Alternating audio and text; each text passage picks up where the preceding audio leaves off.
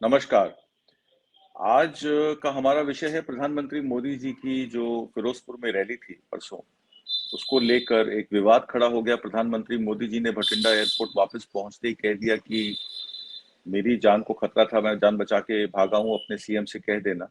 वहां के अधिकारियों को जो उन्होंने कहा, उस विषय पे लेके काफी एक विवाद शुरू हो गया कि क्या वाकई प्रधानमंत्री मोदी जी की जान को खतरा था या कोई ये एक पॉलिटिकल स्टंट था या फिर उसमें कोई ब्रीच हुई है उनके कैनवरक्लेड में, जो वहाँ गाड़ियां रुकी या वहां पे कुछ किसान जो प्रोटेस्ट कर रहे थे उनकी गाड़ियों ने, कहीं उनकी ट्रॉलियों ने उनका रास्ता रोका। तो इस विषय पे हम लोग बात करेंगे। इसमें काफी तथ्य निकल कर आए हैं। जो चीफ मिनिस्टर चरणजीत सिंह चन्नी है, उनका ये कहना है कि कोई ब्रीच नहीं हुई उनकी सिक्योरिटी में। हालांकि उनको हेलीपैड से फिरोजपुर वेन्यू पे जाना था और 3 हेलीपैड उसमें से चुनाव कर दिए गए, जिसमें से उसमें से एक का चुनाव होना था।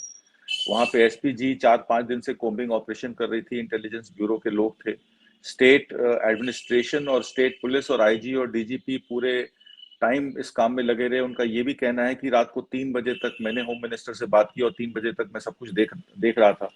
आईजी पुलिस से और डीजीपी से मेरी बात चल रही थी और सब व्यवस्थाएं जो थी वो ठीक थी। मौसम खराब होने की वजह से किसी कारणवश प्रधानमंत्री मोदी की एसपीजी ने डिसाइड किया कि वो बाय रोड जाएंगे, या हो सकता है प्रधानमंत्री मोदी जी ने खुद ही सोच लिया हो, डिसाइड कर लिया हो कि वो बाय रोड जाएंगे। और जब वो 10 किलोमीटर दूर थे वेन्यू से फिरोजपुर में, तो उनकी गाड़ी 20 मिनट के लिए कहीं ब्रिज के लिए रुक गई कि वो कहा गया कि 1 किलोमीटर दूर कोई ट्रॉली पे कुछ लोग हैं, तो जिस वजह से एक किलोमीटर पहले ही और वेन्यू से करीब 12 किलोमीटर वो डिस्टेंस था ड्राइविंग का। 1 किलोमीटर गाड़ी जब चली आगे, जब 10 किलोमीटर वो जगह रह गई फिरोजपुर का जो ग्राउंड था, तो वहां गाड़ी रोक दी गई और ये कहा गया कि आगे कोई ट्रॉली है 1 किलोमीटर दूर, तो रूट आप बदल लीजिए या वापस जाके हेलीकॉप्टर से चले जाइए। पर प्रधानमंत्री मोदी जी वहां 20 मिनट अपनी एसपीजी के साथ खड़े रहे। और कुछ वीडियो भी निकल कर आए हैं जिसको साक्ष्य हम देंगे आपको कि उसमें वीडियो में बीजेपी के समर्थक और कार्यकर्ता वहां पे, जहां उनकी गाड़ी खड़ी थी, वहां जाके उन्होंने बीजेपी का झंडा लहरा के प्रधानमंत्री मोदी जिंदाबाद और प्रधानमंत्री मोदी जी के अगुवाई के लिए उन्होंने वहां पे उनकी शिरकत की। और उसके बाद 20 मिनट वेट करके वो गाड़ी जो है वापस एयरपोर्ट की तरफ चली गई और बजाय हेलीकॉप्टर पे वहां जाने के वो वापस दिल्ली चले गए, ये कह के कि अपने सीएम से कह देना कि मैं जान बचा के निकला हूं। तो मैं आपको उसमें कुछ तथ्य सामने रख देता हूं ताकि आपको ये क्लियर हो जाए कि वहां हुआ क्या, और उसके बाद ये फैसला आप खुद कर लीजिए कि क्या वो प्रधानमंत्री जो मोदी जी का जो वक्तव्य है कि मेरी मेरी जान को खतरा पैदा हो गया था और मैं वहां से जान बचाकर भागा हूं, क्या वो सत्य है कि नहीं है। इसमें देखिए कि कैसे ये कुर्सियां जो हैं वहां बिछाई हुई हैं। पता नहीं मुख्यमंत्री कुछ बोल रहे हैं। और वहां पे कहा जाता है, सीएम चन्नी ने भी यही कहा कि 7,000 कुर्सियां बिछाई गई और उन 7,000 कुर्सियों में मात्र 700 आदमी, 700 से 800 आदमी ही कुल थे। जब अमरिंदर सिंह वहां पे बोल रहे थे, इस वीडियो में आपने देखा कि जब अमरिंदर सिंह वहां बोल रहे थे, तो वहां पे कुल 700 आदमी दिखाई दे रहे हैं, 7,000 कुर्सियां खाली पड़ी हैं। तो क्या प्रधानमंत्री मोदी जी को ये इन्फॉर्मेशन आ गई थी कि वहां बारिश के चलते, मौसम खराब होने के चलते उनके बीजेपी की कार्यकर्ता वहां नहीं पहुंच पा रहे हैं और इस वजह से उनको रैली कैंसिल करनी पड़ी और वापस जाना पड़ा? तो ये एक चीज देखनी पड़ेगी। अब मैं आपको एक और वीडियो दिखाता हूं जो मेरे पास आज ही आया है। उस वीडियो में बहुत क्लियरली दिखाया गया है, वो बड़ा क्लोज वीडियो है, जहां पे प्रधानमंत्री मोदी जी की गाड़ी खड़ी खड़ी थी। वहां पे लोग सेल्फी बना रहे थे, फोटो खींच रहे थे, वीडियो बना रहे थे। इस वीडियो में आप देखिए कि कैसे बीजेपी के कार्यकर्ता वहां खड़े होकर प्रधानमंत्री मोदी जिंदाबाद के नारे लगा रहे हैं और वहां पे कोई भी आपको किसान या कोई भी आपको प्रधानमंत्री मोदी मुर्दाबाद का नारा लगाता कोई नजर नहीं आएगा। ये ध्यान से देखिए। जैसा कि आपने देखा इस वीडियो में, प्रधानमंत्री मोदी जिंदाबाद और भारतीय जनता पार्टी का झंडा लहराते हुए कुछ समर्थक तिलक लगाए वहां पे खड़े हैं और प्रधानमंत्री मोदी जी की अगुवाई में, और वीडियो भी बना रहे हैं, सेल्फी भी बना रहे हैं। वहां सिक्योरिटी इंचार्ज भी हैं, एक बस भी स्कूल की जो है पीले रंग की वहां खड़ी है। तो इससे बड़ा क्लियर हो जाता है कि वहां पे मोदी समर्थक ही उनकी गाड़ी के पास थे। अगर उसको वो ब्रीच कहा जाए तो वो ब्रीच मान कहा जा सकता है कि वो वहां पहुंचे कैसे और किसने उनको जाने दिया। इस मामले में वहां के लोकल एसएसपी को सस्पेंड कर दिया गया है, आईजी को तलब किया गया है और एक इंक्वायरी बैठा दी गई है सुप्रीम कोर्ट में, एक याचिका भी सुनने में आया लगी है, 4 मेंबर इंक्वायरी कमेटी बैठा दी गई है कि ये ब्रीच कैसे हुआ। हुसैनी वाला जहां ये रैली थी वो बिल्कुल बॉर्डर पे पड़ता है, वहां से करीब आधा किलोमीटर दूर बॉर्डर है। तो ये कहा जा रहा है कि इस तरह की ब्रीच अगर हमारे सरहद के इस तरफ हो सकती है तो सरहद के उस तरफ से तो वहां तो जैसे कि अमरिंदर सिंह जी ने कहा कि वहां पे तो वहां तोप खाना है, और मैं लड़ाई लड़ चुका हूँ इस बॉर्डर पे, तो मैं जानता हूँ वहां तोप खाना है, वहां से तोपें भी चल सकती थी। तो अमरिंदर सिंह ने इसको बहुत ही एक गंभीर आरोप लगाते हुए चीफ मिनिस्टर चन्नी जी का और गृह मंत्री सुखजीत सिंह का, रंधावा जी का इस्तीफा मांगा है। कहीं ना कहीं ये इलेक्शन से भी रिलेटेड है कि अब इलेक्शन आ रहे हैं, भाजपा और अमरिंदर सिंह का और ढींसा ग्रुप का एक टाई अप हो गया है उनका उनका इलेक्शन लड़ने का। एक तरफ कांग्रेस है, एक तरफ आम आदमी पार्टी है जो कुछ किसान पार्टियों से बात करके, किसान आंदोलन के कुछ हमारे संगठनों से बात करके इलेक्शन लड़ने का प्लान बना रही है। एक टीएमसी है जो तृणमूल कांग्रेस, वहां पे जय किसान जय जवान जय किसान कोई एक ऑर्गेनाइजेशन है, उसके साथ मिलकर इलेक्शन का प्रोग्राम बना रही है। बसपा अकालियों के साथ मिलकर इलेक्शन का लड़ने का प्लान बना रही है, जबकि आप सब जानते हैं कि अकाली और बसपा जो है वो, अकाली तो खासकर पंजाब में सहयोगी दल रहे हैं बीजेपी के, अकाली ही इलेक्शन लड़ते थे, बीजेपी उनको समर्थन करती थी, शहर का वोट सब अकालियों को मतलब बीजेपी लेके आती थी, और गांव देहात का वोट जो है वो अकाली लेके आते थे। प्रकाश सिंह बादल और सुखबीर सिंह बादल इसमें रहते थे। पर जहां जब बीजेपी ने अपना एक्सपेंशन करना शुरू किया गांव में और शहरों से बाहर जाते, तो मुझे लगता है कहीं अकालियों को लगा कि कहीं ये हमारा वोट बैंक ही हमसे ना ले लें, तो अकाली अलग हो गए। उन्होंने उसका ये कहा कि ये 3 काले कानूनों को, जिनको वो जून जुलाई में सपोर्ट कर रहे थे, जब किसान आंदोलन तेज हुआ तो अकालियों ने अपना पल्ला झाड़ के उनसे अपना टाई अप खत्म कर लिया और एनडीए से बाहर हो गए, और अब वो बीएसपी के साथ मिलकर इलेक्शन लड़ रहे हैं। कि ये टीम बी है बीजेपी की या टीम ए है, ये नहीं कहा जा सकता। खैर, हमारा विषय दूसरा है। अब आप ये जो वहां पे किसान प्रोटेस्ट कर रहे थे, बीकेयू क्रांतिकारी सुरजीत सिंह फूल जी का ग्रुप है, उनके जो जनरल सेक्रेटरी हैं बलदेव सिंह जीरा, उनकी अगुवाई में उस फ्लाईओवर के नीचे एक गांव पड़ता है, वो फ्लाईओवर से बहुत दूर है, पर वहां पे ये लोग प्रोटेस्ट कर रहे थे। वहां पे मेरे ख्याल से पुलिस महकमे के भी सीनियर अफसर गए वहां पे उनको मनाने के लिए। तो किसान के लोगों ने कहा कि जब हमारे 750 किसान बॉर्डरों पे शहीद हो गए, तब तो प्रधानमंत्री जी मोदी हमारी सुध नहीं लेने आए। तो आज वो यहाँ पे पैकेज अनाउंस करने आए हैं 40-42 हजार करोड़ का, ये और कुछ नहीं। हमें एमएसपी पे उन्होंने कहा था कमेटी बनेगी, आज तक एमएसपी पे कमेटी नहीं बनी, किसानों को मुआवजा नहीं मिला, और सबसे बड़ी बात है कि उन्होंने कहा था सब केसेस वापस ले लिए जाएंगे जितने भी किसानों के खिलाफ हैं। उसके बावजूद लखीमपुर में अजय मिश्रा टैनी के केस में 3 किसान और अरेस्ट हो गए। उसमें अब टोटल 7 किसान अरेस्ट कर लिए गए हैं काउंटर एफआईआर में, सुमित जायसवाल की, जो खुद एक आरोपी हैं, और उनके बेटे अजय मिश्रा टैनी के जो बेटे हैं उनके खिलाफ, आशीष मिश्रा मोनू के खिलाफ जो है संगीन धाराएं लग गई हैं, 302, 307, 124 भी, 120 भी का मुकदमा अजय मिश्रा टैनी के खिलाफ भी है। पर आज तक वो गृह मंत्री बने हुए, उपगृह मंत्री बने हुए हैं, और उन्होंने रिजाइन भी नहीं किया, ना उनको बर्खास्त किया गया है। तो किसानों में बहुत रोष है। ਜਿਵੇਂ ਆਪਾਂ ਨੂੰ ਸਵੇਰ ਤੋਂ ਪਤਾ ਵੀ ਥਾਂ ਥਾਂ ਤੇ ਨਾਕੇ ਲੱਗੇ ਹੋਏ ਸੀਗੇ, ਜਿਹੜੀ ਮੋਦੀ ਦੀ ਰੈਲੀ ਨੂੰ ਆਪਾਂ ਬਗਾਰ ਸੀਗੀ ਵੀ ਆਪਾਂ ਮੋਦੀ ਦੀ ਰੈਲੀ ਹੋਣ ਨਹੀਂ ਦੇਣੀਗੀ ਪੰਜਾਬ ਦੇ ਵਿੱਚ, ਤੇ ਉਹ ਅੱਜ ਉਸ ਜਾਬਤੇ ਦੇ ਵਿੱਚ ਰਹਿ ਕੇ ਅੱਜ ਯੂਥ ਵਿੰਗ ਨੇ ਸਾਬਤ ਕਰ ਦਿੱਤਾ ਏ ਵੀ ਜਿਹੜਾ ਸਾਡਾ ਹਜੇ ਅੰਦੋਲਨ ਦਾ ਇਨਸਾਫ ਬਾਕੀ ਆ। ਜਦੋਂ ਤੱਕ ਸਾਡਾ ਅੰਦੋਲਨ ਦਾ ਪੂਰਾ ਸਾਨੂੰ ਇਨਸਾਫ ਨਹੀਂ ਮਿਲ ਜਾਂਦਾ, ਐਮਐਸਪੀ ਤੇ ਕਾਨੂੰਨੀ ਗਰੰਟੀ ਨਹੀਂ ਮਿਲ ਜਾਂਦੀਗੀ ਸਾਨੂੰ, ਤੇ ਸਾਡੇ ਸ਼ਹੀਦਾਂ ਨੂੰ ਜਿਹੜਾ ਮੁਆਵਜ਼ਾ ਨਹੀਂ ਮਿਲ ਜਾਂਦਾਗਾ, ਤੇ ਦੋਸ਼ੀਆਂ ਨੂੰ ਸਜ਼ਾਵਾਂ ਨਹੀਂ ਮਿਲ ਜਾਂਦੀਆਂ, ਉਹਨਾਂ ਚਿਰ ਜਿਹੜਾ ਮੋਦੀ ਆ ਸਾਨੂੰ ਲਾਲਚ ਦੇ ਵਿੱਚ ਲੈ ਕੇ ਸਾਨੂੰ ਕੋਈ ਇਹ ਹੋਵੇ ਵੀ ਇੱਥੇ ਪੰਜਾਬ ਨੂੰ ਪਤਾ ਨਹੀਂ ਕੀ ਪੈਕੇਜ ਦੇਣ ਆ ਰਿਹਾ, ਝੂਠੇ ਵਾਅਦੇ ਕਰਨ ਆ ਰਿਹਾ ਸੀਗਾ, ਤੇ ਉਹ ਸਾਰੇ ਅੱਜ ਸਾਬਤ ਕਰਤਾ। ਜਿਵੇਂ ਵਰਦੇ ਮੀਂਹ ਦੇ ਵਿੱਚ ਪੰਜਾਬ ਦਾ ਯੂਥ ਅੱਜ ਸੜਕਾਂ ਦੇ ਉੱਤੇ ਉਤਰਿਆ ਤੇ ਪੂਰੇ ਜਾਬਤੇ ਦੇ ਵਿੱਚ ਰਹਿ ਕੇ ਜਿਹੜਾ ਰੈਲੀ ਦਾ ਵਿਰੋਧ ਕੀਤਾ ਏ, ਤੇ ਹਰਿਆਣੇ ਵਾਲਿਆਂ ਨੇ ਆਪਾਂ ਨੂੰ ਕਿਹਾ ਸੀਗਾ, ਜਿਵੇਂ ਉਹਨਾਂ ਦੇ ਖੱਟਰ ਸਰਕਾਰ, ਉਹਨਾਂ ਨੇ ਆਪਣਾ ਰੈਲੀ ਨਹੀਂ ਸੀ ਹੋਣ ਦਿੰਦੇ ਹੁੰਦੇਗੇ, ਤੇ ਅੱਜ ਉਹ ਸਾਡੇ ਭਰਾਵਾਂ ਨੂੰ ਵੀ ਇਹ ਪਤਾ ਲੱਗ ਜੂਗਾ ਕਿ ਪੰਜਾਬ ਨੇ ਜੇ ਅੱਗੇ ਹੋ ਕੇ ਅਗਵਾਈ ਕੀਤੀ ਸੀਗੀ, ਤੇ ਅੱਜ ਪੰਜਾਬ ਵਾਲਿਆਂ ਨੇ ਅੰਦੋਲਨ ਬੰਦ नहीं कर देतागा। जैसे कि आपने इस वीडियो में देखा कि इसमें जो शख्स किसानों की तरफ से बोल रहे हैं, वो ये कह रहे हैं कि जैसे कि हरियाणा की तर्ज पे, हरियाणा पे मनोहर लाल खट्टर की सरकार के मुख्यमंत्री या उनके कोई भी मिनिस्टर को या दुष्यंत चौटाला को कहीं कोई रैली नहीं करने दी जाती थी, उनका हेलीकॉप्टर तक लैंड नहीं करता था। सिरसा में तो दुष्यंत सिंह चौटाला का घर है और कहा जाता है कि वो भेष बदल के अपने घर जाते हैं, क्योंकि अगर उनको कोई देख ले तो वहां पे उनको रोक लिया जाएगा। मतलब वहां के मिनिस्टर और चीफ मिनिस्टर अपने घर जाने से भी कतराते हैं, रात के अंधेरों में जाते हैं। तो वो ये कह रहे हैं कि हरियाणा की तर्ज पर पंजाब ये ना, हरियाणा के हमारे किसान भाई ये ना सोच लें कि पंजाब में किसान आंदोलन हमने खत्म कर दिया है। किसान आंदोलन उसी तीव्रता से चलेगा जब जैसे हरियाणा में चलता आया है, क्योंकि अभी किसानों की सारी बातें नहीं मानी गई हैं। एमएसपी को लीगल करना, किसानों के बिजली बिल माफ करने, किसानों के कर्जे माफ करने, और मजदूरों की भी एक डिमांड है मनरेगा की, उसको पूरा करना। और जितने भी केसेस थे हरियाणा में, पंजाब में और पूरे हिंदुस्तान में किसानों के खिलाफ जो दर्ज किए गए इस 384 दिनों के आंदोलन में, इसमें 750 किसान मर गए, तो शहीद हो गए। तो वो केसेस अभी तक वापस लेने की प्रक्रिया क्यों नहीं शुरू हुई है? तो जब तक ये सब काम नहीं हो जाते तब तक ये किसान आंदोलन चलता रहेगा। ये शख्स ये कह रहे हैं कि हरियाणा के भाई हमारे समझ लें कि जब तक ये हमारी बातें नहीं मान ली जाएंगी तब तक हम ये आंदोलन लड़ते रहेंगे।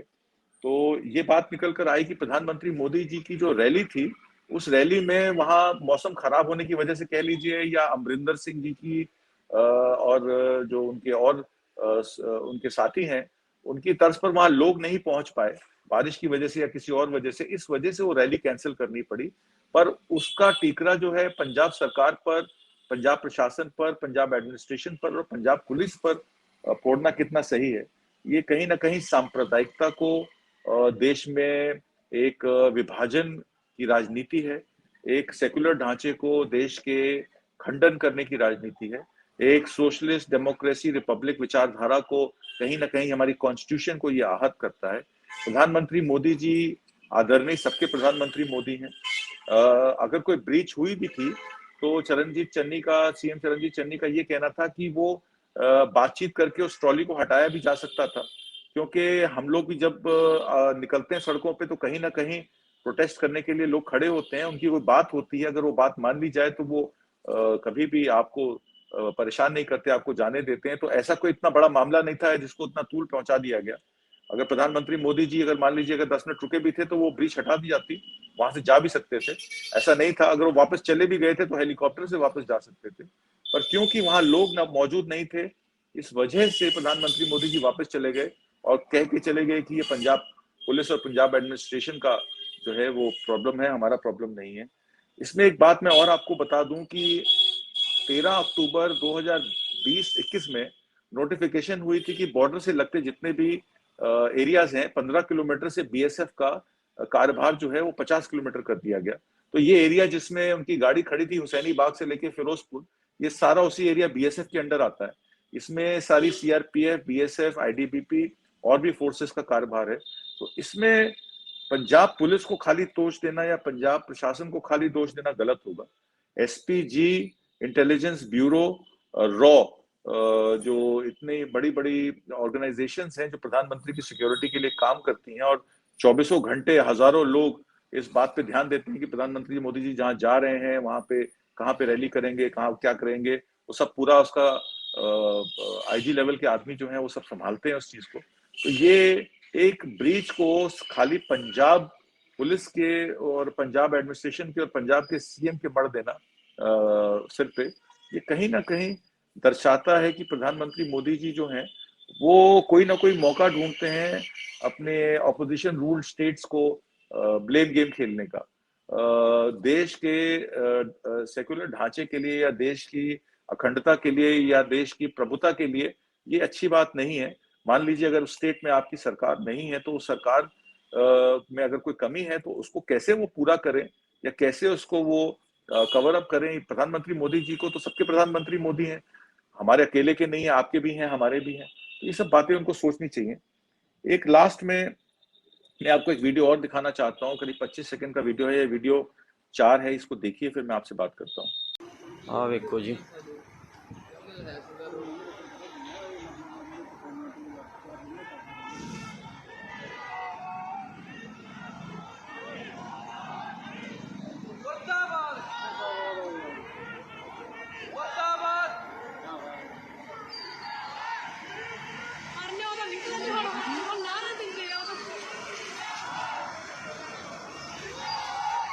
इस वीडियो को जैसे आपने देखा, इस वीडियो में जो मैंने आपको क्लिप पहले दिखाई थी वीडियो 2 में, ये वीडियो 4 में ये क्लिप दूर से खींची गई है। उसमें ये जो वीडियो बना रहे हैं शख्स, ये वहां पे फ्लाईओवर पे है भी नहीं, फ्लाईओवर से कहीं दूर सड़क पे खड़े हैं। और जो नारे आपको मैंने दिखाए पहले वीडियो में, प्रधानमंत्री मोदी जिंदाबाद, प्रधानमंत्री मोदी जिंदाबाद, पहले 15 सेकंड 10 सेकंड में वो क्लिप चलती है। उसके बाद जब वो कहते हैं प्रधानमंत्री मोदी, तो ये वीडियो जो बना रहा आदमी वही मुर्दाबाद बोल रहा है। तो इस वीडियो को लेकर उसको ये कह देना कि वहां प्रधानमंत्री मोदी मुर्दाबाद के नारे लग रहे थे, वहां किसान पहुंच गए थे, किसानों ने उनका रास्ता रोक लिया था, ये बहुत गलत है। क्योंकि किसानों की एक ट्रॉली जरूर उस रास्ते पे 1 किलोमीटर दूर ब्रीच में पाई गई, पर वो कहीं बहुत दूर थी, 1-1.5 किलोमीटर दूर थी उनके उनके कॉन्वॉय से, और वो किसी भी हालत में, किसी भी सूरत में उनको आहत नहीं कर सकती थी। तो इस तरीके के बयान देना और इस तरीके के बयान देके वहां से चले जाना और उस पर एक डिबेट चालू हो जानी, ये कहीं ना कहीं हमारे देश के लिए एक अच्छी बात नहीं है। तो मेरी प्रधानमंत्री मोदी और उनके मंत्रिमंडल से यही गुजारिश है कि ठीक है, एक ब्रीच हुई, उसकी तहकीकात कीजिए, वो क्यों हुई, किसके वजह से हुई, और उसमें अगर एसपीजी के किसी आदमी का रोल है या पंजाब एडमिनिस्ट्रेशन या पंजाब पुलिस के एडमिनिस्ट्रेशन की गलती है, तो तुरंत उनको बर्खास्त कीजिए। पर उसको ये कह देना कि मेरी जान को खतरा था और मैं जान बचा के वहां से निकला हूँ, ये कहीं ना कहीं थोड़ा सा ओवर द टॉप हो जाता है। तो इस बात को लेकर देखिए, मैंने आपको चारों वीडियो दिखाए हैं, चारों वीडियोस को देखकर आप खुद ही फैसला कीजिए कि जो प्रधानमंत्री मोदी जी कह रहे हैं क्या वो सत्य है, या जो ये वीडियो की द्वारा जो साक्ष्य आपके सामने प्रस्तुत किया जा रहा है क्या वो सत्य है। राजनीति अपनी जगह है, इलेक्शन प्रोसेस अपनी जगह है, पर हमें ये ध्यान रखना चाहिए कि इस सारे प्रोसेस में, इस सारी बातचीत में कोई ऐसा विषय ना निकल कर आए जिससे लोगों के खिलाफ हो जाएं। पंजाब में एक बहुत ही डिफिकल्ट दौर से गुजरा है, मिलिटेंसी के दौर से। आपने देखा कैसे 78 79 से लेके 96 97 तक एक माहौल जो था वहां अराजकता का रहा, मिलिटेंसी रही, और अब पंजाब वापस अपने पैरों पे खड़ा हो रहा है।